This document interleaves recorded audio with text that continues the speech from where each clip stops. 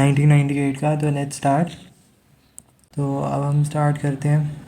Aqua means solution of silver, mixture of soil, H2 molecules या none of these. तो हमें पता है कि एक्वा का मतलब है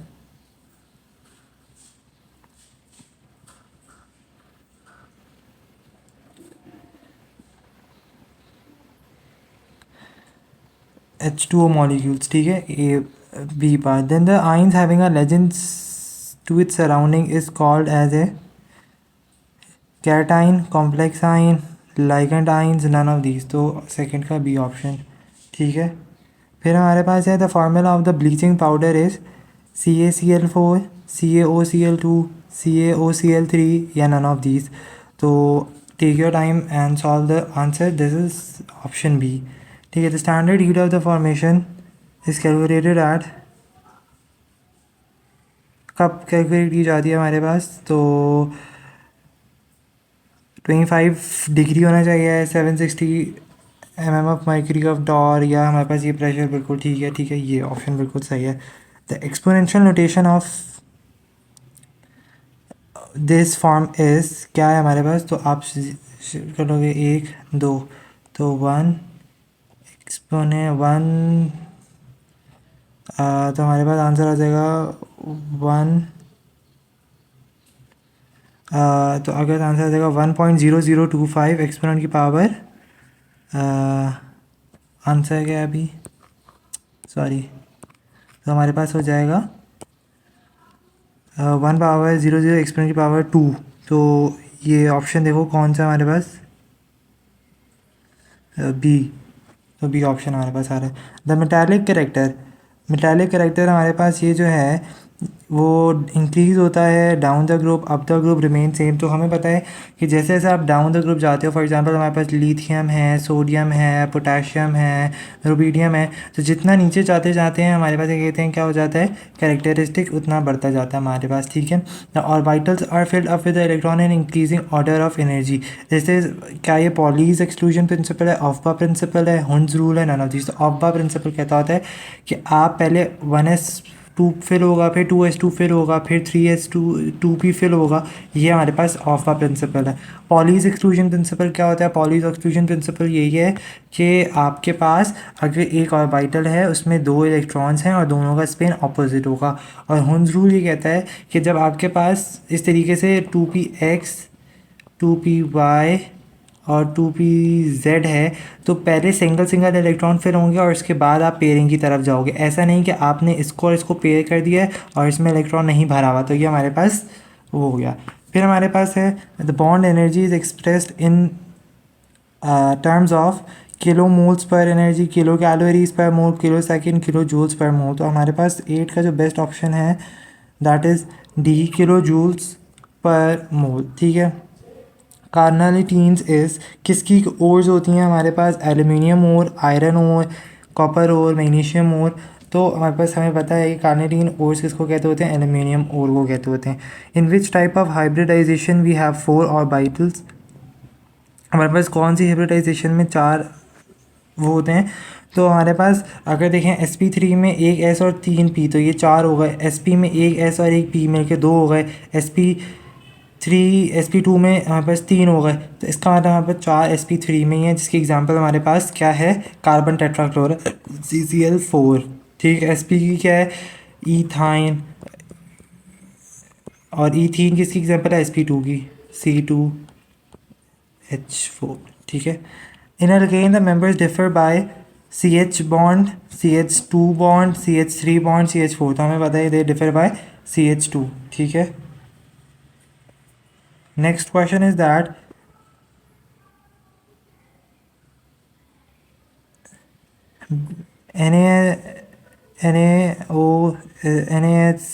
NaCHO3 किसका फार्मूला है? Baking soda, washing soda, soda ash. तो हमारे पास बेस्ट ऑप्शन है बेकिंग सोडा का। Excess glucose in human body is converted into dash and is stored in liver, ठीक है। वो कह रहा है कि जो एक्सेस ग्लूकोज है आपको किस में कन्वर्ट हो जाता है? ग्लाइकोजन के अंदर, और वो हमारे पास लिवर के अंदर स्टोर हो जाती है।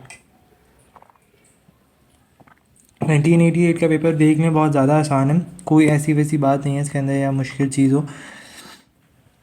aldehyde and ketone both have a carbonyl group, both have a triple bond reaction, carbonyl group none of these. तो हमें पता है कि एल्डिहाइड और कीटोन में दोनों में कार्बोनाइल ग्रुप है। किस तरीके से, अगर हम एल्डिहाइड ग्रुप को देखें तो ये कार्बोनाइल ग्रुप है। इस कार्बोनाइल ग्रुप के एक तरफ तो हमेशा R लगेगा और दूसरी तरफ H लगेगा, तो ये एल्डिहाइड है। और एल्डिहाइड के जो सफिक्स होता है एंड वाला, उसे हम कहते हैं अल। और कीटोन में होता है एक तरफ R है, दूसरी तरफ भी O, और दूसरी तरफ भी कार्बोनाइल है और इसकी तरफ ओन लगता होता है। ठीक है, for example propanol CH3 COCH3, that is propanol. The element of dash, the periodic are representative elements, तो A ग्रुप, B सब ग्रुप और कौन से, तो रिप्रेजेंटेटिव एलिमेंट्स हम लोग किसको कहते होते हैं, खाली A ग्रुप वालों को कहते होते हैं। The formula of the water gas is equals to, water gas का फार्मूला क्या होता है मेरे पास, यू गॉट लाइक 1 मिनट और आप लोग आप सोचो और वाटर गैस का फार्मूला क्या है, और फिर इसके बाद मैं आपको बताता हूँ कि वाटर गैस का फार्मूला क्या है। 1 2 3 4 5 6 7 8 9 10 11 12 13 14 और 15। तो भाई वाटर गैस का फार्मूला होता है carbon monoxide plus H2, that is water gas. अच्छा, in the super oxides the valency of the electron is, हाँ पर सुपर ऑक्साइड में इलेक्ट्रॉन की वैलेंसी क्या होती है, तो सुपर ऑक्साइड में हमारे पास इलेक्ट्रॉन की वैलेंसी क्या होती है, क्या -1 होती है, -2 होती है, क्या होती है, -3 होती है।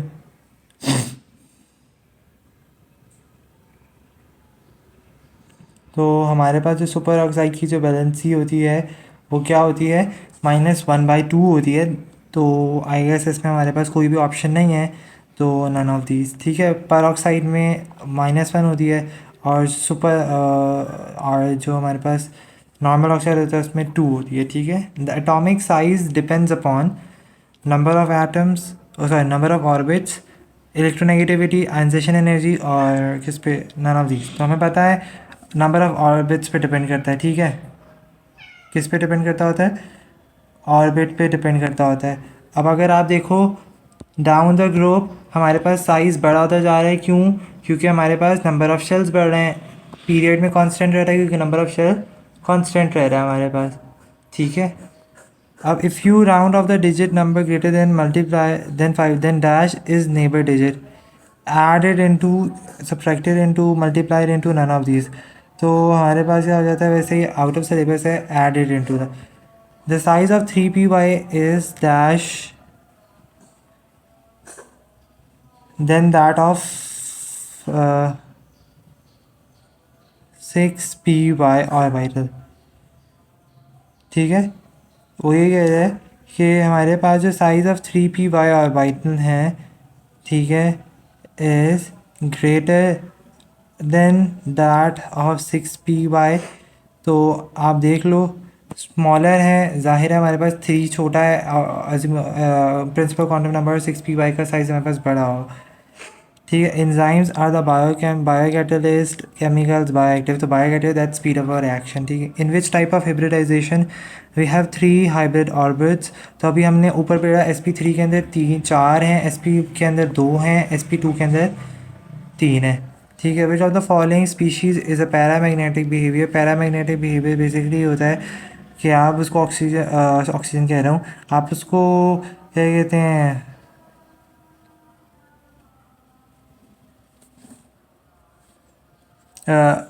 मैग्नेटिक फील्ड में लाते हो तो वो अट्रैक्ट कर जाता है।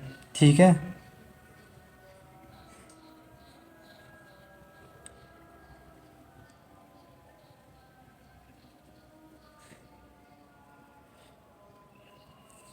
तो हमारे पास कौन है पैरामैग्नेटिक स्पीशी, ऑक्सीजन है हमारे पास। ठीक है, which molecule has a triple covalent bond. Triple covalent bond किसके दरमियान में, ऑक्सीजन के दरमियान में हमारे पास डबल बॉन्ड हो जाता है। नाइट्रोजन के अंदर 3 मॉलिक्यूल्स होते हैं जो हमारे पास ट्रिपल बॉन्ड बनाते हैं। NaCl के अंदर हमारे पास single not covalent bond, carbon क्योंकि it's an ionic bond. Chloride के अंदर सिंगल बॉन्ड होता है, तो बेसिकली नाइट्रोजन हमारे पास इसका क्लियरली आंसर है। ठीक है, it gives you metallic crystals,